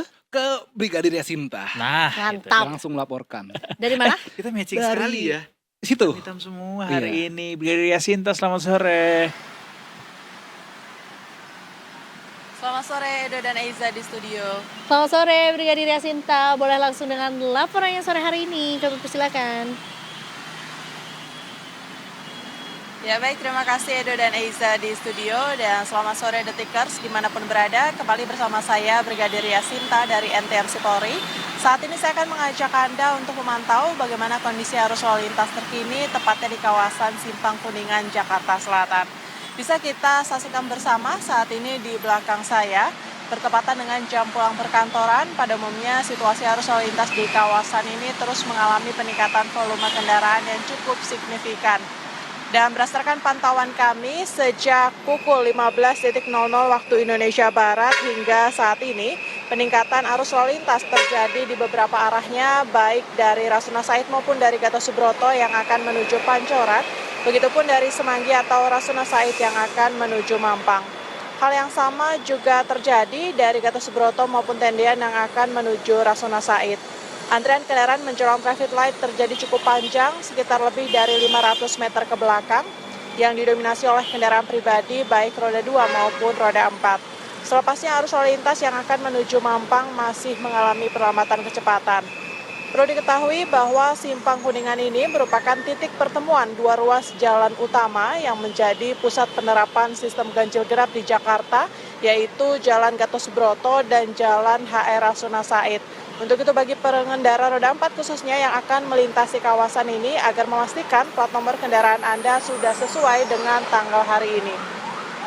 Kemudian perlu kami informasikan sehubungan dengan adanya kunjungan Perdana Menteri Australia dan akan diadakan rangkaian acara kenegaraan hingga Sabtu mendatang, sehingga akan ada rekayasa arus lalu lintas terbatas yang dilakukan secara situasional. Adapun beberapa ruas jalan protokol yang akan dilewati yakni Jalan Halim Perdana Kusuma, Jalan MT Haryono, Jalan HR Rasuna Said, Jalan Prof. Dr. Supomo, Jalan Prof. Dr. Satrio, Jalan Jenderal Sudirman, Jalan MH Tamrin, dan Jalan Medan Merdeka Barat. Meskipun pengalihan arus lalu lintas hanya akan dilakukan saat rombongan melintas, Namun untuk menghindari kepadatan, kami himbau kepada para pengendara agar sementara waktu menghindari kawasan tersebut dan menggunakan jalur alternatif lainnya. Sementara itu dalam rangka mewujudkan Kamsatipcar Lantas yang aman, nyaman, dan selamat menjelang pelaksanaan operasi ketupat, Korlantas Polri saat ini melaksanakan operasi keselamatan 2026 secara serentak mulai tanggal 2 Februari hingga 15 Februari 2026. Untuk itu kami himbau para pengendara agar selalu patuhi peraturan lalu lintas dan ikuti arahan petugas kami yang berada di lapangan. Stop pelanggaran, stop kecelakaan, keselamatan untuk kemanusiaan, dan salam presisi. Demikian Brigadir Yasinta melaporkan langsung dari kawasan Simpang Kuningan, Jakarta Selatan. Kembali ke studio, silakan. Gracias Brigadir Yasinta untuk laporannya sore ini. Sepertinya cukup pengang ya di sana ya dengan suara knalpot dan sebagainya. Karena memang sudah mulai memasuki jam-jam mau pulang nih ya. Jam Betul sekali. 5 sore, kurang 5 menit. Gak cuma yang ada di sana doang yang mau pulang, Afif juga mau pulang balik kembali ke barak ya. Terima kasih buat Brigadir Yasinta untuk laporannya sekali lagi. Terima kasih, selamat sore dan selamat bertugas kembali. Biasanya kalau lewat jalan situ aku juga suka lihat stationnya Brigadir Yasinta DKK di situ. Ada mobil Tapi pernah kelihatan van-nya. teman-teman NTMC-nya. Enggak lagi laporan sih, lagi standby aja. Ada kamera gitu, ada kamera, Gua belum ada pernah mobil ketemu. van-nya, tapi lagi nggak syuting, mungkin lagi Berarti real ya mereka ya. males sama aku. ya real lah, maksudnya apa Siapa green tahu screen. hologram. Karena belum pernah ketemu gue di lapangan langsung. Kalau hologram berarti kita bisa dari mana aja siarannya. Iya, in the future bisa. Ini bukan orang. Hah? Apa? Oh iya, di mana? Ya kan kamu di dalam mobil nggak kelihatan siapa Iya, yang klakson. Dan beliau juga nggak mengenal Mas Yansa mukanya kali karena kan yang dilihat Makanya bukan Mas kameranya Yansa. dinyalain atau maju ke sini Iya. pakai mic. Jadi teman-teman NTMC tahu mana Mas Yansa. Ini ada yang mau balik lagi ke Nggak kantor. usah, santai, mau kemana sih? Terima kasih Bapak Sama-sama. Afif untuk Terima kasih laporannya hari ini. Kita doakan Brigadir semoga Gusebes. timnas futsal Indonesia bisa Amin. meraih hasil maksimal lah ya. Amin.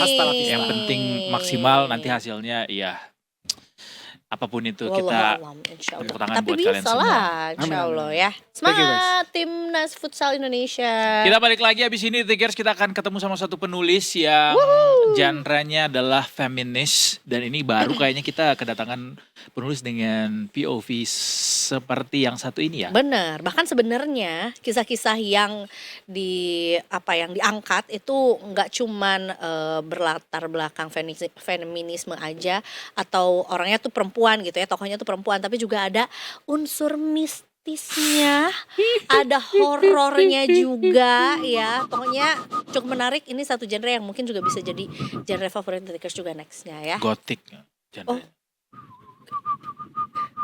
Saskia. Kita balik lagi abis ini Tikers, tetap bersama kami di Detik Sore.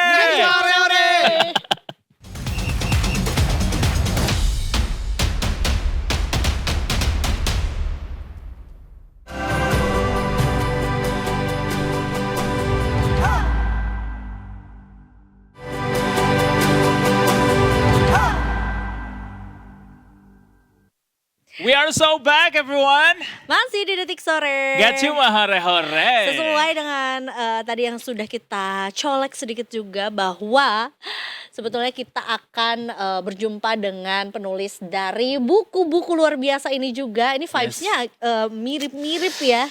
Solid ya bukunya Solid ya. Soalnya merah. Merah, berani. True. Ya kan, I think a little bit of anger gitu. Yes. And so much energy gitu terpancar dengan covernya yang merah membara Pekat lah ini. pokoknya ya. Sepekat narasumber yang ada di depan kita saat ini. Yang banyak sekali cerita mestinya bisa juga dibagikan ke kita. Sebelum akhirnya nanti bintang tamu utama juga akan hadir di sini ya. Kita pemanasan dulu berjumpa dengan editor Gramedia Pustaka Utama ada Mbak Mirna yang juga sudah hadir bersama dengan kita Selamat semua sore juga. Mbak Mirna. Merah-merah buku di depan kita ini ya Mbak Mirna ya. Iya.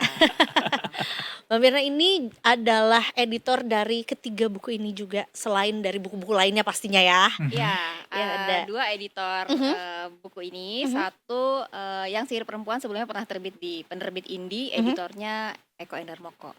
Jadi begitu diteruskan di Gramedia Pustaka Utama, Aha. saya yang bantu penerbitannya gitu. Jadi udah berapa tahun Mbak bersama dengan Mbak Intan?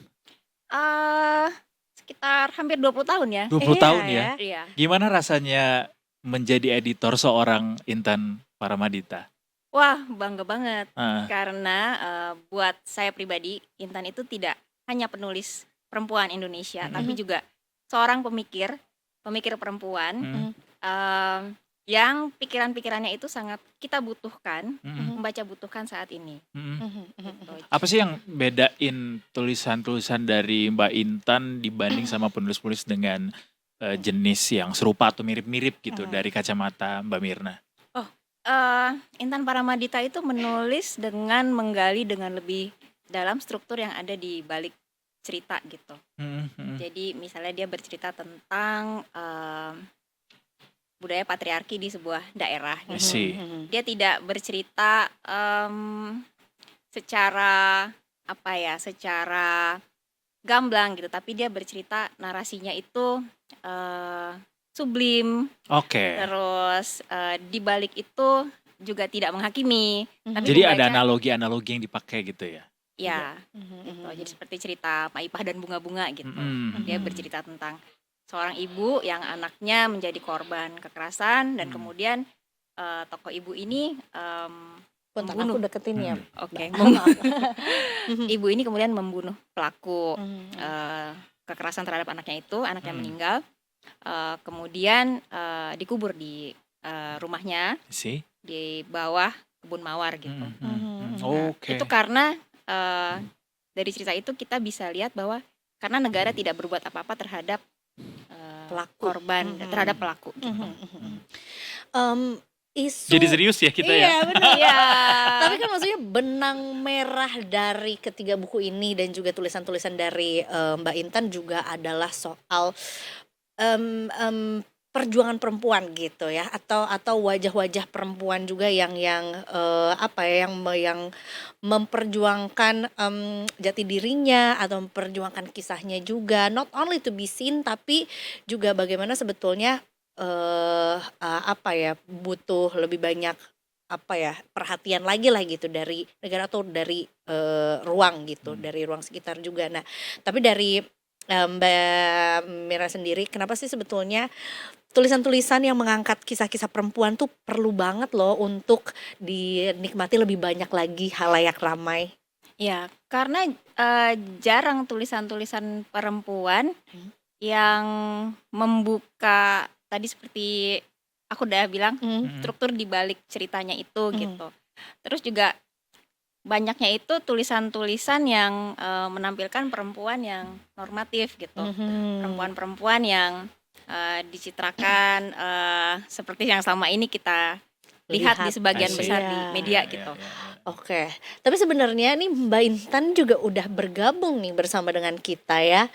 Biar kita tuh ketika ngomongin karyanya langsung juga sama sosoknya ya. Betul. Karena nanti juga ya mudah-mudahan Mbak Intan juga bisa membuktikan sihirnya ya. Sihir. Bisa tiba-tiba ada di sini nanti. Benar ya. Mbak Intan, selamat sore. Mbak Intan Paramadita sudah bergabung bersama dengan kita juga. Hello. Selamat sore Mbak Intan. Selamat sore. Mohon maaf, saya lagi terjebak macet menuju kantor Detik. Gak It's apa-apa okay Mbak Mbak. Intan. Welcome to Jakarta. Iya, ini ada culture shock karena saya tinggal di Sydney dan selalu kurang perhitungan lah kalau berada di jalanan Jakarta. Iya, itulah seninya ketika mampir ke Jakarta juga ya. Karena salah satu hal yang juga that owes us, yang gitu luar biasa adalah Mbak Intan ini bukan cuman penulis tapi pun juga seorang PhD, seorang dosen yang mengajar kajian media di Macquarie University, Sydney, Australia gitu ya, dan masih aktif mengajar hingga sekarang juga. Jadi ya sebetulnya terima kasih lo sudah meluangkan waktu untuk kami berbincang juga soal perjuangan-perjuangan perempuan yang dikisahkan dalam bukunya gitu ya. True. Yang juga sekarang sudah menginjak usia ke 20 tahun untuk karyanya juga nih, Ya, betul Sihir sekali. Perempuan ya. Mungkin dari Mbak Intan boleh share ke kita 20 tahun ini apa artinya buat seorang Intan Paramadita dan juga untuk maknanya buat perjuangan-perjuangan yang dilakukan sejauh ini, Mbak Intan? 20 tahun bukan waktu yang sebentar ya, dan saya merasa 20 tahun itu adalah waktu untuk punya komitmen menemukan format-format cerita baru, menemukan juga cara pandang baru, isu-isu untuk dipikirkan gitu, dan jadi semua karya saya berbasis konteks sosial dan politik yang berbeda-beda gitu. Jadi saya merasa 20 tahun adalah waktu untuk terus menelusuri dan tidak berhenti di satu cara yang sama. Semoga kedepannya tetap seperti itu ya, tetap tidak merasa nyaman dengan cara bercerita dan juga persoalan cara pandang yang sama-sama aja. Oke. Oh, dan juga kita pengen tahu soal bagaimana perspektif feminis tuh di matanya atau di kepalanya Mbak Intan Paramadita. Apakah ada perubahan Mbak dalam waktu 20 tahun berjalan ini? Seperti apa tuh? Dalam 20 tahun sebenarnya banyak ya isu yang muncul. Mungkin sekarang ini saya melihat perempuan itu lebih berada di berbagai bidang gitu, tapi itu bukan berarti bahwa persoalan sudah selesai. Justru kita perlu membangun solidaritas gitu antara perempuan yang di kota dengan di wilayah-wilayah lain, dan seringkali tuh perempuan kota kelas menengah, urban itu suka nggak sadar gitu bahwa ada persoalan yang berbeda di tempat lain. Nah, PR kita itu tuh masih banyak. Terus selain itu PR kita juga adalah menggali pemikiran-pemikiran perempuan di masa lalu yang tidak terdengar atau justru terhapus karena tidak pernah ada di buku pelajaran kita gitu. Padahal banyak sekali sejak tahun misalnya Kongres Perempuan pertama 1908 gitu, terus juga gerakan perempuan di tahun 50-an, 60-an itu sebetulnya besar sekali, tapi sangat kita tidak tumbuh dengan sejarah itu. Nah, itu PR kita tuh menggali yang terkubur dan memperluas solidaritas kita. Right. Tapi sebetulnya apa yang pengen Mbak Intan tunjukkan bahwa sebetulnya ini loh sihir perempuan, ini loh the magic yang perempuan ini tuh miliki dan perlu diakui, perlu Diejawantahkan, dimanifestasikan. Begitu, melalui cerita-cerita yang dituliskan sama Mbak Intan sebetulnya, Mbak. Iya, saya pikir bahwa penting untuk menunjukkan bahwa perempuan itu nggak harus mengikuti ekspektasi yang ada, gitu. Jadi dan bahwa perempuan itu kompleks, punya banyak sisi dan kadang-kadang bisa sangat mengerikan gitu. Maka karena itu saya banyak mengolah isu-isu horor gitu di dalam karya saya. Jadi kita kan seringkali membuat idealisasi atau romantisasi terhadap figur perempuan gitu ya, baik sebagai ibu, istri, pasangan gitu. Dan itu tuh harus kita bongkar gitu, karena sebetulnya banyak sekali persoalan dalam masyarakat yang membuat perempuan itu tidak mereka jadi merasa teropresi, mereka harus melawan gitu. Jadi karya-karya saya banyak bicara soal itu sih, soal bagaimana perempuan melawan dengan cara yang kita paham atau kita nggak pahami gitu. Jadi sebenarnya kayak hantu-hantu gitu ya, itu barangkali kita nggak paham aja bahwa itu adalah bentuk perlawanan gitu. Benar. Apalagi katanya kenapa ya sosok hantu-hantu itu didominasi oleh perempuan. Yang paling serem Itu itu adalah juga- hantu perempuan juga. Itu gitu ya. juga menarik tuh Itu. perspektifnya. Mungkin aku juga pengen nanya ke Mbak Mirna soal bagaimana selama 20 tahun ini menjadi editor dan kemudian tadi kata Mbak Intan juga bahwa perspektif beliau juga evolving gitu dan untuk feminisme ini gitu. Dari Mbak Intan sendiri juga merasakan perkembangan serupa kah atau kayak apa tuh proses progresnya Mbak Intan, Mbak Mirna? Progres Hmm. dari Perspektifnya. penulisannya Iya. Intan Paramadita. Mm-mm.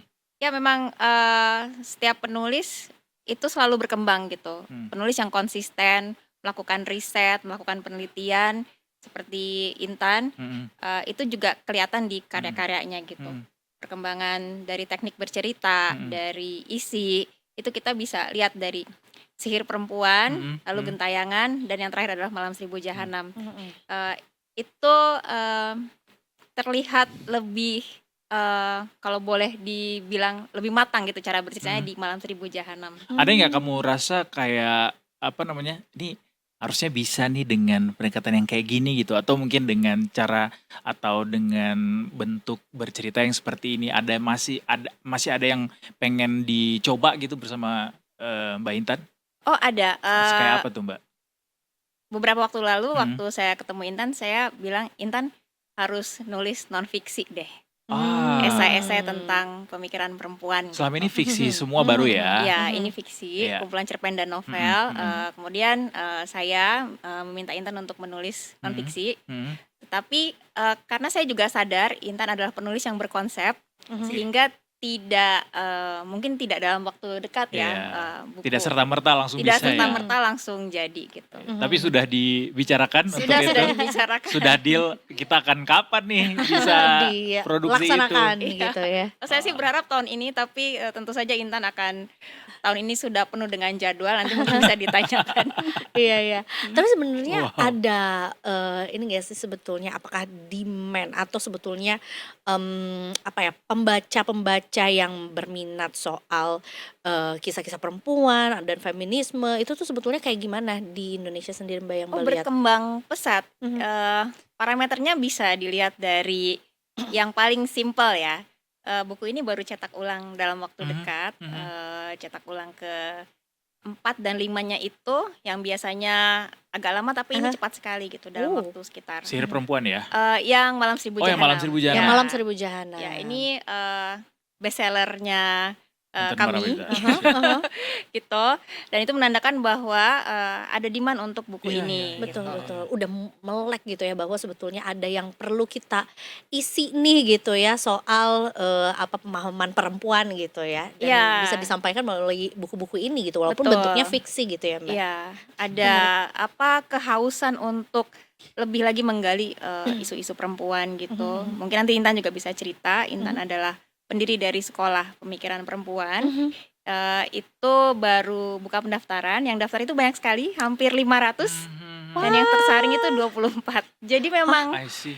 berkembang sekali gitu. Artinya notes-nya adalah kita bisa kasih tahu ke perempuan-perempuan atau mungkin orang-orang lain yang ingin menulis dalam perspektif serupa seperti bukan perspektif serupa ya, pendekatan serupa gitu ya dengan yang dilakukan sama Mbak Intan Paramadita, bahwa kalian tuh ada yang baca gitu ya. Iya. Bahwa Ada orang-orang banget. tuh udah makin aware gitu sama cerita-cerita yang dibawa seperti ini gitu. Betul Oke. sekali.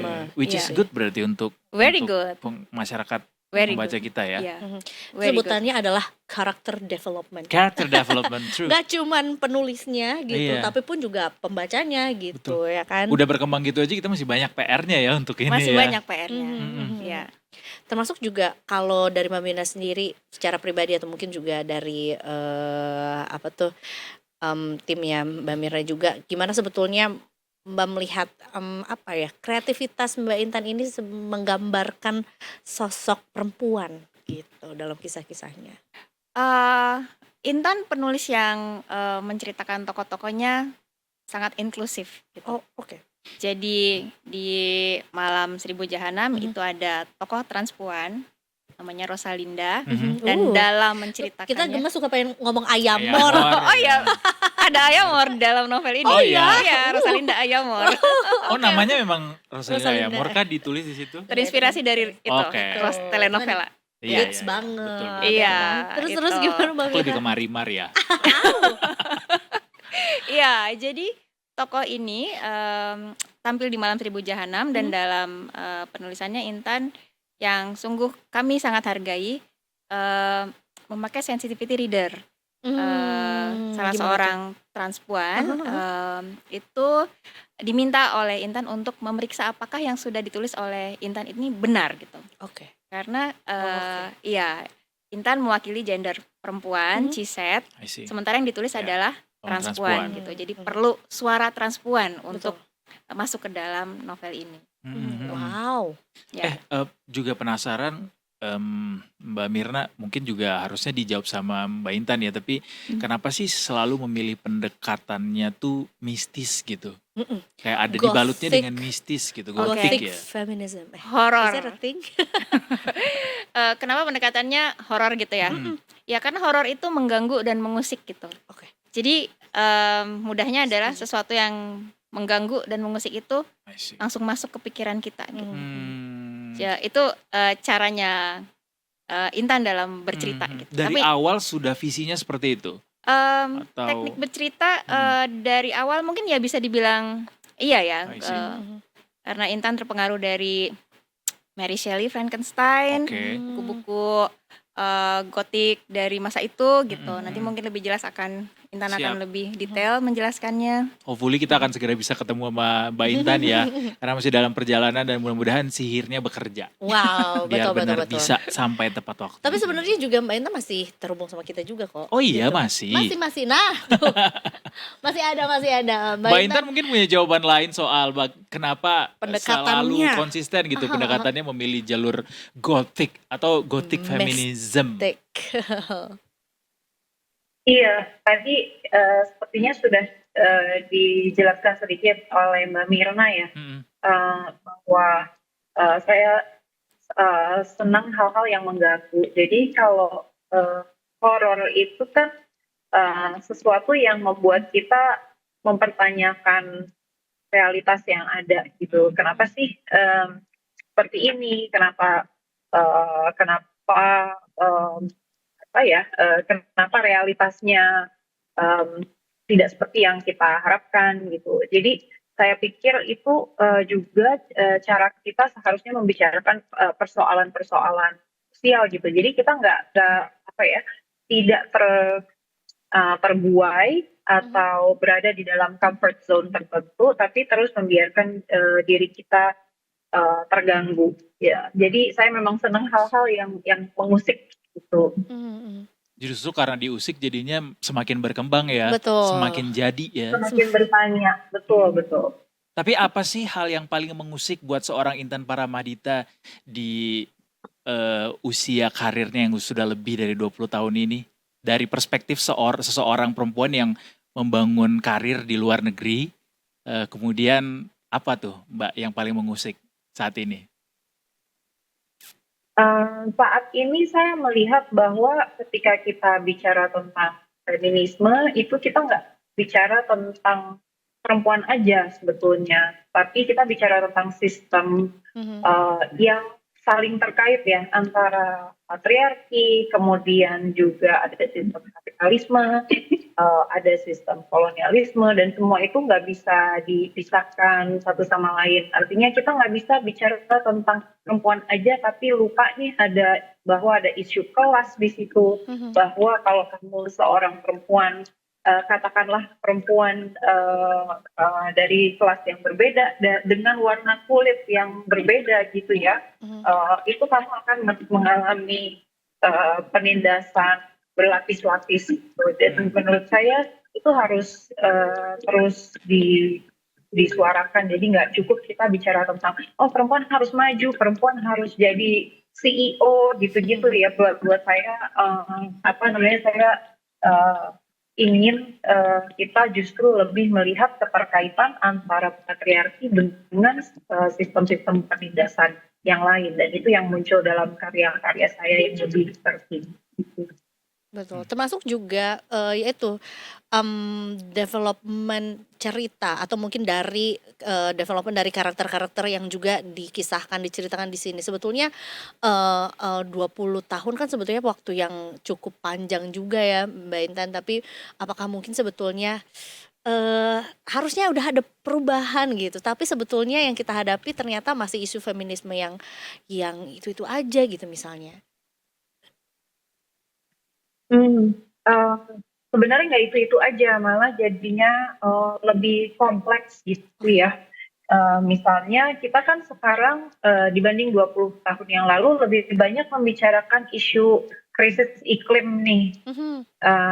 dan ketika kita bicara tentang krisis iklim, sebetulnya itu kita membicarakan isu gender juga gitu, karena yang paling terdampak oleh krisis iklim global itu adalah perempuan dan kebanyakan perempuan yang di dunia, selatan ya, kayak di Indonesia gitu, dan juga bukan di kota-kota, tapi di wilayah-wilayah yang, apa namanya, yang, non urban gitu, dan kebanyakan juga mereka kehilangan, eee, alam gitu. Nah ini juga, ada hubungannya lagi nih antara, eee apa namanya, ekonomi, praktik-praktik ekonomi yang ekstraktif dengan patriarki. Karena biasanya, ketika alam itu dikeruk habis-habisan, itu perspektif yang beroperasi kan juga perspektif yang sangat patriarkal gitu, Mhm, mhm. bahwa alam tuh selalu memberi seperti ibu gitu. Padahal kan juga tidak selalu ada gitu. Nah ini hal-hal yang harus kita gugat gitu, dan saya merasa perspektif feminis harusnya kayak gini gitu, bukan hanya persoalan perempuan aja tapi lebih, menyeluruh gitu ya. Wow, interesting ya. Ini satu hal yang aku baru tahu dan Iya, sadari pun juga iya, gitu, bahwa ada iya. hubungannya juga dengan, bagaimana sebetulnya kondisi alam mempengaruhi perempuan justru gitu, True, that's true, true. new. That's why gerakan feminisme juga mengular di banyak negara kan saat ini yang pada akhirnya juga dipakai jadi salah satu jembatan untuk menyelesaikan banyak persoalan gitu Mhm, di mhm. berbagai macam substansi. Gue juga speaking of climate change juga itu juga jadi salah satu apa ya, isu yang banyak dibahas juga terkait pendekatan feminisme dalam mengatasi climate change gitu. Aku Mmm. pengen tanya justru ke Mbak Intan tuh Mhm. kayak apa, bagaimana feminisme bisa membantu kita bisa mengatasi yang namanya atau menahan untuk jangan sampai terjadi climate change gitu. Mbak Intan mungkin masih bisa bersama kita? Oh udah on the way. Kita tahan, kita bersama Mbak Mbak Mira Mirna dulu lagi di juga sini ya. gitu ya. Ini menarik ya Mbak, Iya. ketika, tadi ngomongin soal climate change dan juga, mungkin juga banyak hal-hal yang dibahas dan ada hubungannya banget dengan, feminisme juga. Nah, menurut Mbak Mira sendiri gimana nih caranya biar, terutama untuk awam kayak aku juga, oh ada hubungannya ya ternyata, untuk akhirnya bisa apa ya, menggenjot Hmm. minat orang lagi untuk there are so many things that apa ya, bukan bisa di-solve dengan, feminisme aja, tapi banyak hal yang sebetulnya, akan lebih mudah ketika kita mempelajari feminisme gitu. Iya, kalau tadi menyambung dengan yang Intan Mhm. sampaikan, feminisme dengan, climate change itu memang Erat. sangat erat hubungannya gitu, karena yang Oh. paling terdampak adalah perempuan-perempuan yang di akar rumput justru, Mhm. yang bekerja gitu sehari-hari misalnya sebagai buruh gitu, Iya, mhm. sebagai petani, dan ketika climate change itu berdampak, mereka juga yang terdampak paling pertama gitu. Jadi ketika sawahnya tidak bisa menghasilkan Mhm. atau buruh-buruh tidak bisa bekerja karena Mhm. banjir atau longsor gitu, para perempuan yang menjadi tulang punggung ini berarti kan tidak bisa bekerja gitu, Mhm, mhm. berarti akan terdampak gitu. Jadi erat sekali hubungannya antara climate change dengan, feminisme gitu. Mbak Mirna, Menarik. sebagai Ya. seorang editor aku penasaran deh, apa Mhm. yang menurut kamu perspektif yang suka salah dari Mhm. orang-orang soal feminisme? Yang pengen kamu lurusin? Banyak ya. Yang paling deh, top 3 deh mungkin. Atau top Iya, 2. kita kadang-kadang mengenal feminisme itu, melalui sosial media Iya. aja ya. Jadi kayak di X terutama gitu, yang apa ya, tidak tidak menampilkan misalnya perjuangan yang benar-benar apa yang ingin diperjuangkan oleh feminisme gitu. Hmm. Jadi kayak misalnya kesetaraan gender iya, tapi kesetaraan gender yang seperti apa begitu. Hmm. Lalu misalnya dengan patriarki itu apakah iya kita harus mengalahkan dominasi laki-laki gitu. Apakah sebenarnya itu yang dituju oleh feminisme? Bukan. Itu juga sesungguhnya harus diperiksa dengan sebenarnya feminisme ini mau apa sih Apa gitu. sih betul Iya. tujuannya apa gitu ya? Iya. Dia kan jadi salah satu pendekatan solutif, harusnya bukan malah jadi sumber masalah Memecah baru belah, gitu atau iya. memecah belah gitu ya. Iya, dia yang pastinya feminisme itu memperjuangkan kepentingan perempuan yang selama ini direpresi oleh patriarki. Udah berapa skor kita buat feminisme? Penegakan pemahaman feminisme. Artinya levelnya masih Masih remedial ya? Masih remedial. Masih ini. remedial. Aduh, banyak PR, tapi beberapa diantaranya juga sudah dipupuk gitu ya bersama dengan Betul. Mbak Intan Paramadita supaya orang makin aware gitu. Iya, slowly but sure, termasuk juga ya itu digenjot lah dengan adanya literasi mengenai sebetulnya feminisme itu apa dan seperti apa diperjuangkannya gitu di berbagai lapisan masyarakat, di berbagai di berbagai wajah perempuan juga gitu. Dan cukup menarik dikemasnya dalam pendekatan fiksi gitu, yang kisahnya boleh saja fiksi tapi sebenarnya problem yang dihadapi pun juga ini dekat sekali loh dengan kita. Iyalah, gitu ya. pasti. Makanya tadi ada sentuhan mistis horornya gitu yang mengusik tadi itu dia. Iya. Dan terus kita lagi menantikan juga Menantikan Sihir itu benar bisa bekerja saat ini apa enggak? Tapi kayaknya sudah bisa deh bekerja karena bintang tamunya sudah datang di studio sore ini. Oke. benar-benar ya. Nggak apa-apa Mbak Mirna di sini aja. Di sini iya, aja Mbak oke. Mirna. Membersamai. It's okay. Karena kita sudah Ladies and gentlemen, hadirkan please welcome Mbak Intan Mbak Intan Paramadita. sudah hadir bersama Terima dengan kasih kita. sudah Hai. berjuang melawan kemacetan ya. Terima kasih, mohon maaf. Nggak apa-apa. Itu seninya. We still have 4 menit lagi. Itu No sangat worries. berharga buat kita karena ada Mbak Intan di sini. All the way dari Sindika hari ini baru mendarat. Serius? Enggak dong ya? Enggak ya, sudah Iya, beberapa di hari. Jakarta dan salah hitung. Oke. Namanya Aku mau nanya lagi. Iya. Karena waktu kita terbatas gitu ya. benar. Soal sihir. Apa yang bisa yang jadi top priority menurut Mbak Intan untuk persoalan di negara kita ini untuk bisa diselesaikan lewat pendekatan feminisme, Mbak Intan? Sebenarnya cara melihat ya, Mm-mm. karena feminisme itu selalu menekankan pada cara kita berpengetahuan gitu ya. Nah, masalahnya adalah ketika kita bikin solusi-solusi nih, itu seringkali perspektifnya itu apakah itu patriarkal atau dia ekstraktif. Terus kita bikin membangun pengetahuan, tapi pengetahuannya tuh buat siapa gitu. Pengetahuannya tuh siapa yang bikin dan suara siapa yang masuk ke situ. Nah, perspektif feminis itu membuat kita peka atas hal-hal yang seperti itu ya. Siapa yang masuk, siapa yang didengar dan siapa yang enggak gitu.